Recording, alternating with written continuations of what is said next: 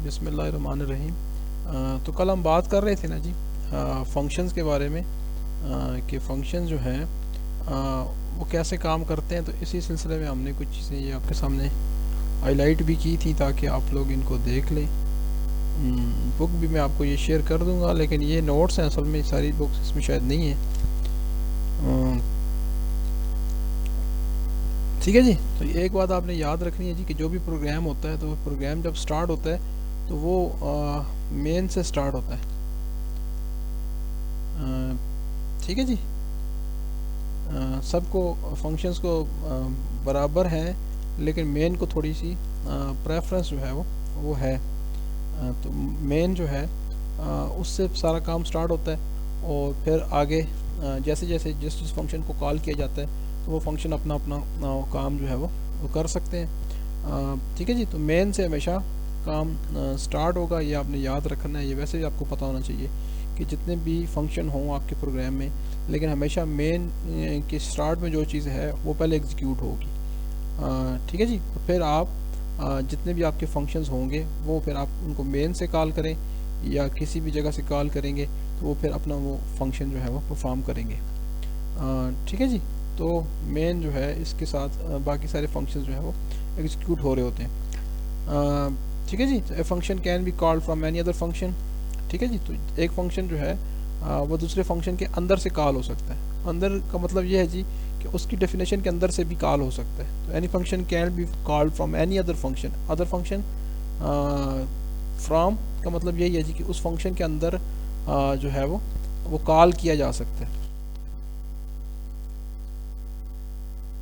हाँ, जितने भी फंक्शंस होंगे वो किसी दूसरे फंक्शन के अंदर से कॉल हो सकते हैं। ये ज़रूरी नहीं है कि सारे फंक्शन मेन से कॉल होंगे। ठीक है। तो मेन भी जो है वो ख़ुद भी किसी और फंक्शन से कॉल हो सकता है, या उसकी तरफ कंट्रोल हम भेज सकते हैं। कोई फंक्शन जो है वो कितनी भी दफ़ा आप उसको कॉल कर सकते हैं। आपने उसको एक दफ़ा डिफ़ाइन किया, आपने बना लिया, उसके बाद आप उसको जो है वो एनी नंबर ऑफ़ टाइम आप उसको कॉल कर सकते हैं। ठीक है जी। इसी तरह से फंक्शन जिस ऑर्डर में आपने डिफ़ाइन किए हुए हैं, ये ज़रूरी नहीं है कि आप उन्हीं ऑर्डर में उनको कॉल भी करें। तो कॉलिंग का, और ये कल भी हमने बात की थी, कॉलिंग का ऑर्डर और फंक्शन की डेफिनेशन का ऑर्डर ये मैच करना कोई ज़रूरी नहीं है, लेकिन ये बेहतर होगा कि अगर आप एक ही ऑर्डर में करेंगे तो आपको ख़ुद चीज़ें याद रहेंगी और आपको आसानी होगी, और आपको ख़ुद प्रोग्राम को समझना आसान होगा। A function can not be defined in another function. तो फंक्शन को कोशिश करें कि आप किसी दूसरे फंक्शन के अंदर आपने डिफ़ाइन नहीं करना। हमने यही बात की थी कि हम मेन के बाद जाके फंक्शन को जो है वो डिफ़ाइन करते हैं, जैसे हमने डिफ़ाइन किया था जी। ठीक है। तो यहाँ पे function can not be defined in other function. तो ये नीचे वाला प्रोग्राम जो है ये रॉन्ग है, या इसमें कोई मिस्टेक्स हैं, तो ये सही नहीं है। ये तरीका ये आपको परेशान कर सकता है, या आपके एग्जीक्यूशन में कोई मसाइल पैदा हो सकते हैं। तो यहाँ पे ये यही कह रहा है जी कि ये जो फंक्शन है इसको आपने अवॉइड करना है कि आपने मेन स्टार्ट किया और मेन के अंदर आपने अर्जेंटीना की डेफिनेशन स्टार्ट कर दी। ठीक है। तो ये डेफिनेशन को तो आप समझते हैं ना जी कि जिनके साथ कर्ली ब्रेसेस आएंगी, डिक्लेरेटर के बाद सेमीकोलन नहीं आएगा, तो वो डेफिनेशन है। तो इसकी ये डेफिनेशन है, और डेफिनेशन आप मेन के अंदर कर रहे हैं, तो ये कोई सही तरीका नहीं है। आपने ऐसे इस चीज़ को अवॉइड करना है, और इस तरह से आपने कभी नहीं करना जी। तो आप मेन को क्लोज़ करें, मेन जहाँ पे क्लोज़ हो रहा है उस क्लोज़ के बाद आप बेशक फंक्शन को डिफ़ाइन करें। तो बेसिकली फंक्शन की दो टाइप्स होती हैं जी। एक को हम कह रहे हैं जी built in functions,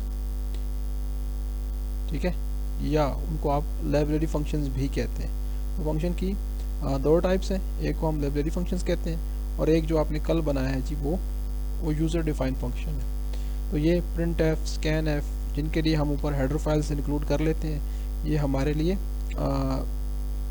built in functions हैं या लाइब्रेरी फंक्शंस हैं। इसी तरह से ये जो कल हमने बनाए हैं ब्राज़ील, अर्जेंटीना, ये हमारे यूज़र डिफाइंड फंक्शंस हैं। Library functions are a collection of commonly required functions grouped together and stored in a library file on the disk। ठीक है जी। तो आपके जो फंक्शंस होते हैं, जिधर आपका सी का कंपाइलर होता है उसके अंदर कहीं पे ये इकट्ठे सेव किए होते हैं, या लाइब्रेरी फंक्शंस जो हैं वो किसी हेडर फाइल के अंदर, या उस हेडर फाइल के साथ फिर कुछ .c की फाइल्स होती हैं या और फाइल्स होती हैं, तो उनके अंदर सारे एक जगह पे एम्बेड किए होते हैं। तो ये उनकी बात कर रहे हैं जी कि आपके पास वो लाइब्रेरी फंक्शंस ग्रुप टुगेदर होते हैं और वो आपके पास डिस्क पे स्टोर हो रहे होते हैं या स्टोर्ड होते हैं। ठीक है जी, तो ये लाइब्रेरी फंक्शंस कहीं ना कहीं आपको पड़े होते हैं और वही जब आप उनको कॉल करते हैं तो वो उस स्पेस से जो है वो एग्जीक्यूट होने शुरू हो जाते हैं। ठीक है जी, तो फंक्शंस क्यों यूज़ करते हैं, तो ये कल भी बात हुई थी कि फंक्शंस हमें छोटे छोटे मॉड्यूल्स में चीज़ों को डिफाइन कर देते हैं। अगर आप फंक्शंस नहीं बनाएंगे तो आपके प्रोग्राम के अंदर ज़्यादा कम्प्लेक्सिटी होगी और बहुत ज़्यादा डिटेल्ड हो जाएंगी और बहुत ज़्यादा प्रोग्राम आपका ग्रो कर जाएगा और आपको पता नहीं चलेगा कि इसके अंदर यहाँ पे क्या हो रहा है और आगे क्या हो रहा है। ठीक है जी, तो वो आपका जो है थोड़ा सा आपके प्रोग्राम्स को मॉड्यूलर बना देता है। For two reasons given below, writing function avoids rewriting the same code over and over. ठीक है, तो आप बार बार एक कोड को लिखने से बच जाते हैं। अगर आपकी प्रोग्राम के अंदर कोई एक ख़ास नंबर ऑफ़ लाइंस हैं, 10 लाइंस हैं जो कि बार बार आपको लिखनी पड़ती हैं, तो आप उसको बार बार लिखने की बजाय आप उन 10 लाइंस का एक फ़ंक्शन बना लें और जब भी आपको वो 10 लाइन चाहिए तो आप उस फंक्शन को कॉल कर लें। तो इस तरह से आप री राइटिंग ऑफ द कोड से आप बच जाते हैं। ठीक है, that calculate area of a triangle, कि ये एग्जांपल दे रहा है कि आपके प्रोग्राम में कुछ एरिया ऑफ किसी चीज़ का एरिया कैलकुलेट करने के लिए कुछ नंबर ऑफ़ स्टेटमेंट्स हैं। उन स्टेटमेंट्स को आपने 10 दफ़ा आपको चाहिए, 100 दफ़ा आपको चाहिए, तो आप 100 दफ़ा उनको लिखने की बजाय आप उनको एक दफ़ा फंक्शन के अंदर डाल दें और उस फंक्शन को जब भी आप कॉल करेंगे वो सेट ऑफ लाइंस जो है वो परफॉर्म हो जाएंगी। ठीक है ना जी, तो अगर आपके पास एक दफ़ा आपने एरिया ऑफ ट्राइंगल कैलकुलेट किया है और नेक्स्ट टाइम फिर आपने एरिया ऑफ ट्राइंगल कैलकुलेट करना है तो आप सिर्फ उस फंक्शन को कॉल कर लें और उसको वो जो इनपुट्स हैं वो उसको साथ में दे दें। It would be improper to write the same instructions again. ठीक है जी, तो आप बार बार कोड लिखने से बच जाते हैं अगर आपने प्रॉपरली फंक्शन के अंदर चीज़ों को डाला हुआ है। इसका वैल्यूज़ चेंज हो सकती हैं, वो आगे हम बात करेंगे। ठीक है, सही है ना, वैल्यूज़ चेंज हो सकती हैं। अगर आप एक फंक्शन है जो एरिया ऑफ ट्राइंगल कैलकुलेट कर रहा है, तो ट्राइंगल के लिए क्या एरिया कैलकुलेट करने के लिए क्या क्या चीज़ें चाहिए होती हैं।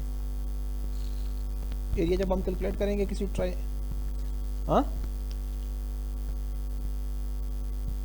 ट्राइंगल तो नहीं, रेक्टेंगल की बात कर रहे हो, मैं ट्राइंगल का कह रहा हूँ।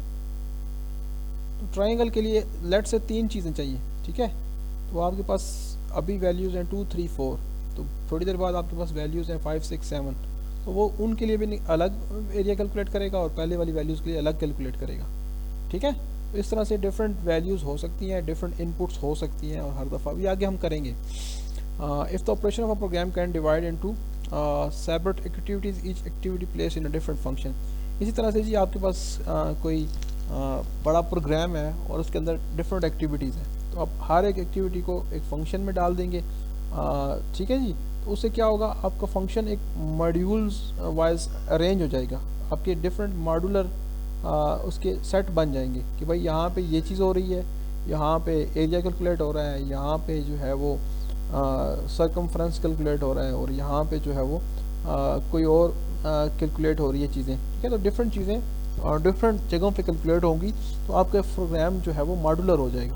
आपको सारा कुछ ऊपर नीचे लिखने से आपकी एक तो आपको खुद चीज़ें अंडरस्टैंड करने में मुश्किल होता है, दूसरा आपको कोड को ठीक करने में भी बहुत ज़्यादा एफर्ट्स लगती हैं। ठीक है, तो जब आपका प्रोग्राम प्रॉपरली अरेंज होगा और डिफरेंट फंक्शंस आपने बनाए होंगे जो कि चीज़ों को मॉड्यूल्स में डिवाइड करते हैं, program easier to design and understand हो जाएगा। तो आपको बनाना भी आसान होगा और जो उसने समझना है उसके लिए समझना भी आसान होगा।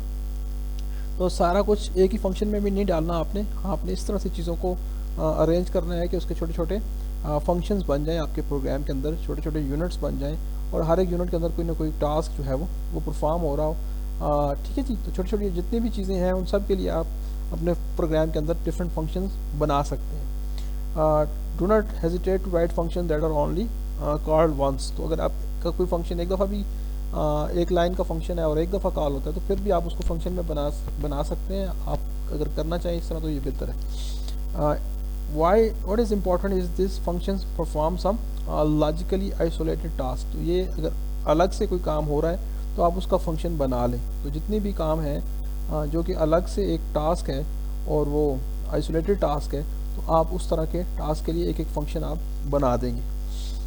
इसी तरह से जी पासिंग वैल्यूज़ बिटवीन फंक्शंस, ठीक है जी, ये हमारा अगला टॉपिक है।